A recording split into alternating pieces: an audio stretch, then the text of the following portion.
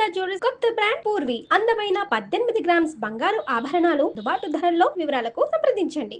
ఒరిస్సాలోని పూరి జగన్నాథ స్వామి ఆలయంలో ఓ అద్భుతం జరిగింది. దాదాపు ఏడాది పాటు కోమా లాంటి స్టేజ్లో ఉండి అనారోగ్యం పాలైపోయి డాక్టర్స్ చేతులెత్తేసినటువంటి ఒక 8 ఏళ్ల చిన్నారిని అతని తండ్రి తీసుకొని వచ్చి ఆలయంలో పడుకోబెట్టాడు. నాకు స్వామి మీ మీదే నమ్మకం ఉంది, నా కొడుక్కి ఏమీ కాలేదు, దయచేసి నా బిడ్డని కాపాడండి అంటూ ఆయన అక్కడ ప్రార్థించటం, ఆ తర్వాత కొన్ని నిమిషాల వ్యవధిలోనే ఆ పిల్లోడు లేచి నార్మల్గా ఉండటం, ఇదంతా కూడా అసలు నమ్మలేని నిజం, కానీ జరిగింది. ప్రస్తుతం ఇదే విషయం మీద మనతో మాట్లాడడానికి కృష్ణమాచార్యులు గారు లైవ్ కాల్లో అందుబాటులో ఉన్నారు. వారితో మాట్లాడదాం. సార్ నమస్తే అండి. జై వీరబ్రహ్మజీ గోవిందమాంబజీ. అమ్మ నమస్కారం. సార్ గురువు గారు చాలా అద్భుతమైనటువంటి ఘటన. అంటే నాస్తికుల గురించి నేను మాట్లాడదలుచుకోలేదు. ఎవరైతే దేవుని నమ్ముతారో ఆస్తికత్వాన్ని ఫాలో అవుతారో వాళ్ళ గురించి మాత్రమే నేను ఈ వీడియో మిమ్మల్ని అడగటం జరిగింది, ఈ వీడియో కోసం. ఎందుకంటే ఇప్పుడు దైవభక్తి నమ్మకాలు ఇవన్నీ కూడా ఎవరి ఇష్టం వాళ్ళదండి, ఎవరి నమ్మకం వాళ్ళది, కాదని ఎవరు అనలేము. నమ్మేవాళ్ళు నమ్ముతారు, నమ్మని వాళ్ళు నమ్మరు. బట్ 1 సంవత్సరం పాటు ఆ పిల్లోడు హాస్పిటల్లో ఉన్నాడు. డాక్టర్స్ కూడా ఏమీ చేయలేమని చెప్పేసి చేతులెత్తేశారు. అలాంటి పరిస్థితుల్లో ఆ పిల్లోడిని ఎత్తుకుని ఆ తండ్రి పూరి జగన్నాథ స్వామి ఆలయానికి తీసుకొచ్చి అక్కడే పడుకోబెట్టేసి, స్వామి నా బిడ్డను కాపాడు తండ్రి, ఇంకా నాకు వేరే మార్గం లేదు అని చెప్పేసి, గత్యంతరం లేదు, మీరే చూడాలి అంటే ఆ పిల్లోడు కొన్ని నిమిషాల వ్యవధిలోనే లేచినటువంటి ఘటన పూర్తిగా వైరల్ అవుతోంది. ఇది నిజం కాదు అని అనడానికి కూడా లేదు, కొన్ని వీడియోస్ బయటికి వచ్చేసాయి ఆల్రెడీ. సో స్వామి చెప్పండి, ఏంటి అసలు అంతటి మహత్తు? అంటే మన నమ్మకమా, లేకపోతే నిజంగానే దేవుడిచ్చినటువంటి అదృష్టమా ఆ ఫ్యామిలీకి? ఏమనుకోవాలి ఇది? సనాతనమైనటువంటి ధర్మానికి పట్టుకొమ్మనైనటువంటి ఈ భారతదేశంలో మీరన్నట్టుగా సనాతనమైనటువంటి సాంప్రదాయాలకి, మన హిందూ ఆచార వ్యవహారాలను బట్టి 4 ప్రధానమైనటువంటి విశేషవంతమైనటువంటి ధామాలు ఉన్నాయి. వీటినే 4 ధామ్గా మనం పిలుస్తాం. భారతదేశానికి సంబంధించి ఏ విధంగా ఎల్లలు చెప్తూ ఉంటామో ఆధ్యాత్మిక పరమైనటువంటి సనాతనమైన హిందూ ధర్మానికి ఈ 4 మనకి ఇళ్ళలు. అందుకే ఉత్తరాన బదరి, దక్షిణాన రామేశ్వరం, తూర్పున పూరి మరియు పశ్చిమాన ద్వారక. ఈ 4 ప్రధానమైనటువంటి ధామాలని మనం ఆధ్యాత్మిక పరమైనటువంటి ఎల్లలుగా 4 ధామ్గా మనం చెప్తాం. మీరు చెప్పినటువంటి సంఘటన ఈ విశేషవంతమైనటువంటి పూరి జగన్నాథుడి యొక్క ఆలయ ప్రాంగణం దగ్గర జరిగింది. పూరి జగన్నాథుడి యొక్క వైశిష్ట్యాన్ని, ఆలయానికి సంబంధించినటువంటి మహత్తుని మనం తెలుసుకోవాలి. ఎందుకంటే వసుదేవ సుతం దేవం కంసచానూరమర్థనం దేవకీ పరమానందం కృష్ణం వందే జగద్గురుం. ఈ జగత్తుకు మొట్టమొదటి జగద్గురువైనటువంటి కృష్ణ పరబ్రహ్మ బలరాముడు సుభద్రతో కూడా కొలువై ఉన్నటువంటి ఒక అద్భుతమైనటువంటి ఆలయ ప్రాంగణం. అలాగే ఓ మాట ఉంది భగవద్గీతలో, మనం అందరం కూడా చదువుకుంటాం. ప్రత్యేకించి కృష్ణ పరబ్రహ్మ గురించి ఒక మాట ఉంది. మూకం కరోతి వాచాలం పంగుం లంఘయతే గిరిం యక్రూపాతమహం వందే పరమానంద మాధవం. ఏ పరంధాముడి యొక్క మహత్తు చేత మూగవాడు కూడా వక్తయ్య భాషిస్తాడు, కుంటివాడు కూడా కొండలెక్కగలుగుతాడు అని కృష్ణ పరబ్రహ్మకి పేరు. మనం అనుకుంటున్నటువంటి పూరి జగన్నాథుడి యొక్క ఆలయానికి మిగతా ఆలయ ప్రాంగణాలకి ఆ విశేషవంతమైనటువంటి వ్యత్యాసం, తేడా ఉంది. 8 నుండి 12 సంవత్సరాలకు ఒక్కసారి పూరి జగన్నాథుడి యొక్క ఆలయంలో దారు శిల్పాలు, మనకి దారు అంటే చెక్కతో తయారు చేయబడ్డటువంటి శిల్పాలు మాత్రమే మనకు దర్శనమిస్తూ ఉంటాయి. 8 నుండి 12 సంవత్సరాలకు ఒక్కసారి మళ్ళీ వాటిని నవకళేబర ఉత్సవంలో మారుస్తూ ఉంటారు.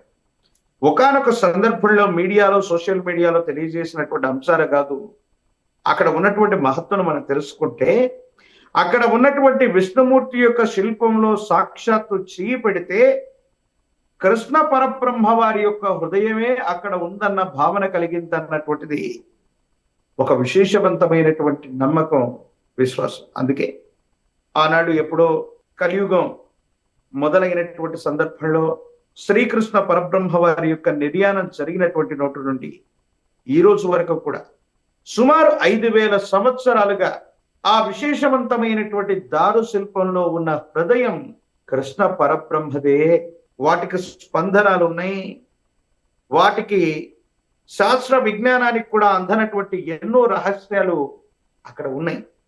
అందుకే కాబోలు ఒక తండ్రి ఆవేదనతో తాను అనునిత్యం ఆత్మనివేదన గావిస్తూ ఉన్నటువంటి పరంధాముడు ఆ కృష్ణ పరబ్రహ్మ ఆ విశేషవంతమైనటువంటి స్వామి వారి యొక్క జగన్నాథుడి యొక్క సన్నిధానానికి వెళ్ళి తన యొక్క బిడ్డను సంరక్షించమని కోమాలో ఉన్నటువంటి బాలుని అక్కడ పడుకోబెట్టగాని నిజంగా ఇది మహత్వాన్ని కంటే కూడా పూరి జగన్నాథుడి యొక్క రూపంలో విష్ణుమూర్తి అక్కడే కొలువై ఉన్నాడు. ఈ సనాతనమైనటువంటి ధర్మం పరిడవిల్లుతూ ఉందంటే ఇలాంటి శక్తి కేంద్రకాలు ఆ విశిష్టవంతమైనటువంటి ప్రాచీనమైన పురాణ పురుషులు నడయాడినటువంటి ఆనవాళ్ళు అక్కడ ఉన్నాయి. అలాగే పూరి జగన్నాథుడి యొక్క విశేషవంతమైనటువంటి స్థితిగతి గురించి ఎన్నో వృత్తాంతాలు, ఎన్నో ఇతిహాసాలు, వాటన్నిటిలో కూడా ప్రస్తావన చేయబడ్డటువంటి మహోన్నతమైనటువంటి స్థితిగతుల గురించి, పూరి జగన్నాథుడి గురించి మనం తెలుసుకుంటూ ఉంటాం. మన ప్రగాఢమైనటువంటి విశ్వాసం మనం సోషల్ మీడియాలో జరిగిందనే కాదు, దీనికి వాస్తవికమైన ఆధారాలు కూడా మనం చూస్తూ ఉన్నాం. ఆ కృష్ణ పరబ్రహ్మే హృదయ స్పందనతో భక్తుల యొక్క మరలిని ఆలకిస్తున్నాడు. ఆ పసివాడు కోమాలకు వెళ్ళి మరణాన్ని సమీపిస్తున్నటువంటి తరుణంలో ఆ కన్న తండ్రి యొక్క ఆవేదనని అర్థం చేసుకున్నాడు. పిలిస్తే పలికే దైవంగా కేవలం మూగవాడు ఒత్తయ్య భాషిస్తూ కుంటివాడిని కూడా కొండలెక్కించగలిగినటువంటి కృష్ణ పరబ్రహ్మ నిర్యాణానికి దగ్గరగా ఉన్నటువంటి బాలకుడికి మళ్ళీ కూడా పునర్జీవితుని చేశాడు. ఎందుకంటే కురుక్షేత్ర సంగ్రామం జరుగుతున్నటువంటి సందర్భంలో అశ్వత్థామ బ్రహ్మాస్త్ర ప్రయోగాన్ని చేస్తే పాండవుల యొక్క వంశమంతా కూడా నిర్వంశం అవ్వాలని అనుకున్నారు. అప్పుడు అభిమన్యుడు చనిపోయి ఉన్నాడు. అభిమన్యుడి యొక్క ధర్మపత్ని గర్భస్థ శిశువును మోస్తుంది. బ్రహ్మాస్త్ర ప్రయోగం దాటికి ఆవిడ గర్భంలో ఉన్నటువంటి గర్భాస్త్ర పిండం ముక్కలు చెక్కలు కాబట్టది. కానీ కృష్ణ పరబ్రహ్మ బ్రహ్మాస్త్ర ప్రయోగానికి కూడా ముక్కలు చెక్కలు చేయబడ్డ పిండాన్ని మళ్ళీ బ్రతికించాడు. ఆయనే ఈ కలియుగానికి మొట్టమొదటి చక్రవర్తి అయినటువంటి పరీక్షిత్ మహారాజు.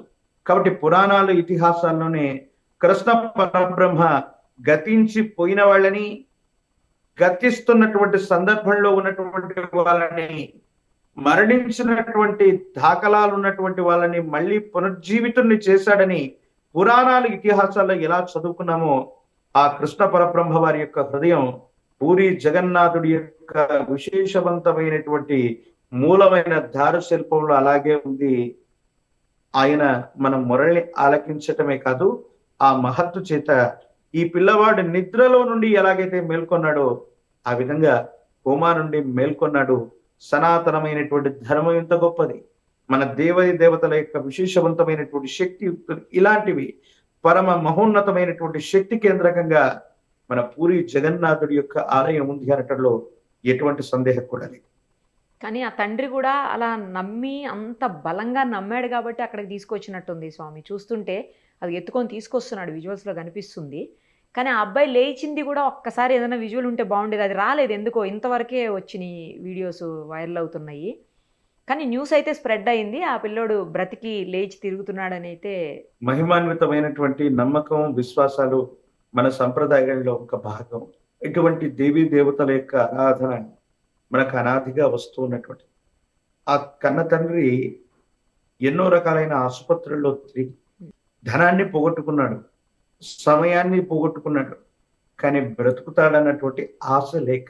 అందరూ అంటుంటారు, ఒక్కసారి ఆ పరమేశ్వరుని, సర్వేశ్వరుని అడిగి చూడు. అన్ని ప్రయత్నాలు మూసుకుపోయి ఉన్నటువంటి తరుణంలో ఆర్తి చేత, బాధ చేత నీకున్నటువంటి శక్తి మొత్తాన్ని కూడగట్టుకుని ఆ పరమేశ్వరుణ్ణి, ఆ సర్వేశ్వరుని, అంటే పరమేశ్వరుడు సర్వేశ్వరుడు అంటే ఇక్కడ శివుడు అని అర్థం కాదు, అతి ఉత్కృష్టవంతమైనటువంటి దేవతా స్వరూపం అని మనం నమ్మేటువంటి దేవుడని అర్థం. ఒక్కసారి ఆ సర్వేశ్వరుని అడిగి చూడు, సహాయం చేయకుండా పోడన్నట్టుగా ఆ కన్న తండ్రి మీరన్నట్టుగా చాలా తీక్షణమైనటువంటి భావోద్వేగంతో కూడినటువంటి ఆర్తి చేత, కృష్ణ నా కుమారుని బ్రతికించవయ్యా జగన్నాథ అంటూ స్వామి వారి ముందు మోకరిలగానే స్వామి వారి యొక్క హృదయం ఆ పసివాణ్ణి చూసి విశేషంగా స్వామివారు స్పందించారు.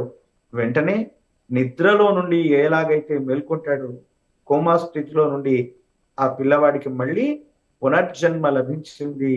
ఒక అద్భుతమైనటువంటి విశేషవంతమైనటువంటి క్షేత్రం, విశేషవంతమైన పూరి జగన్నాథుడి యొక్క ఆలయ ప్రాంగణం. అందుకే ప్రతి 8 నుండి 11, 12 సంవత్సరాలకి నవకళేభరోత్సవాన్ని, అంటే అక్కడ ఉన్నటువంటి మూలమూర్తిని, ఆ దారు శిల్పాన్ని తీసి మళ్ళీ కొత్త శిల్పాన్ని ప్రతిష్ఠ చేస్తూ ఉంటారు. పునరపి జననం పునరపి మరణం అంటున్నటువంటి ఈ జగన్నాటకంలో సాక్షాత్తు ఆ జగన్నాథుడే పాత్ర పోషిస్తూ సాక్షి భూతంగా అక్కడ ఉన్నాడు. అందుకే ఆ పిల్లవాడిని స్వామివారి రక్షించాడని మనం తప్పకుండా అనుకోవలసిందే. ఇది నమ్మకం విశ్వాసానికే కాదు, శాస్త్ర విజ్ఞానానికి కూడా అంతు చిక్కనటువంటి రహస్యంగా మనం భావించవచ్చు. రైట్ గురువు గారు, థ్యాంక్ యూ సో మచ్. జై వీరబ్రహ్మ జై గోవిందమంబ జై.